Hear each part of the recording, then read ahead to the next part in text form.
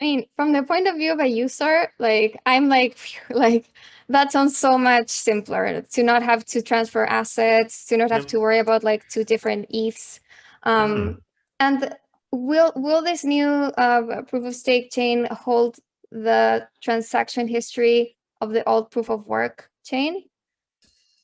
So that's the one thing that it will not, right? So basically, transaction history before the merge, it will still be in this proof of work chain. And at some point, like Ethereum clients are just going to kind of delete the old code and they're not going to speak the old language anymore. And people are going to have to kind of create either use old nodes or create special purpose protocols to handle really old data.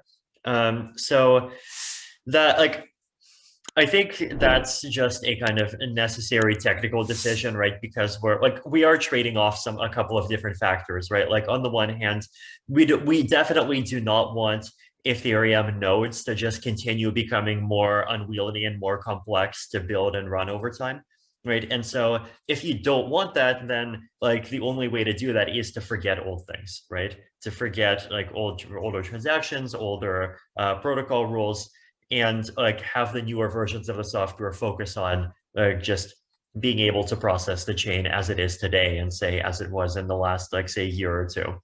But if you still want to go in and look at things that happened before, like you will be able to, right?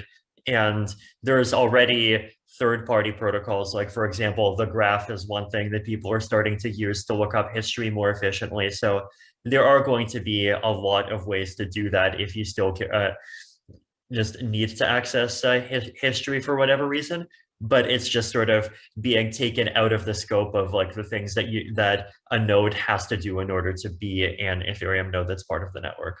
That's really interesting. I wonder if there's kind of I don't know, like analysis there to be made on just the immutability aspect of Ethereum. The fact that now, sure, like you have like all the previous transaction history somewhere else, but because it's not part of the like the chain at the moment, I mean, can one argument be made that, oh, like Ethereum isn't as immutable because that was erased? I don't think it would compromise immutability, right? Because like the hash chain is still there, right? If you want to go audit it, like you can still check that, every block had a hash of the previous block, and then you look up the previous block, and then that block has a hash of its own previous block, and you keep looking it up.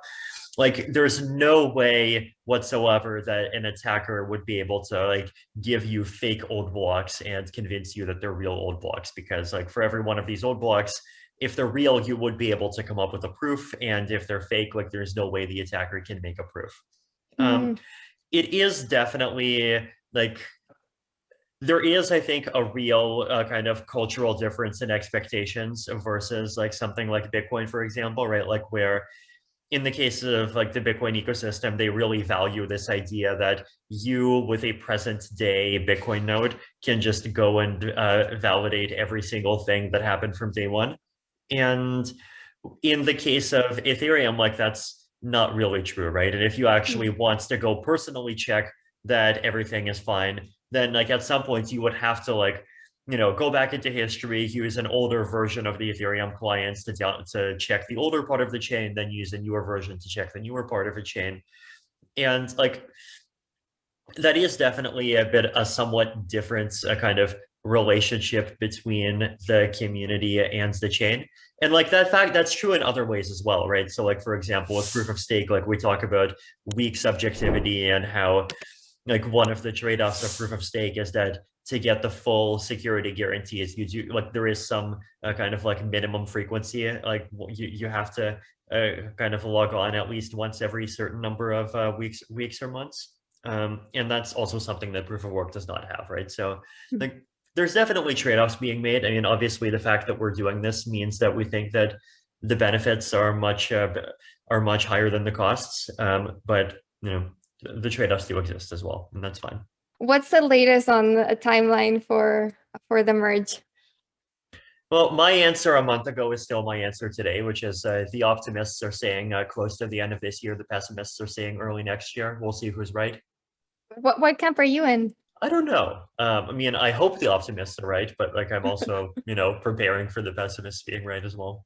Okay, so is it fair to say that the merge will happen beginning of next year at the latest? I mean, that sounds reasonable.